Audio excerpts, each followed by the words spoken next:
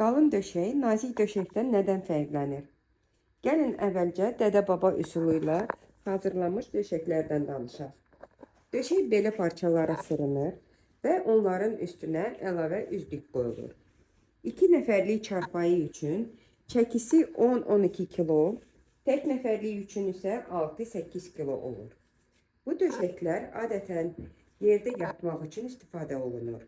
Çünki həm ağırdılar, həm də ortopedik döşəyin üzərinə qoyulduqda narahatlıq yaradırlar. İndi isə nazik döşəklərdən danışaq.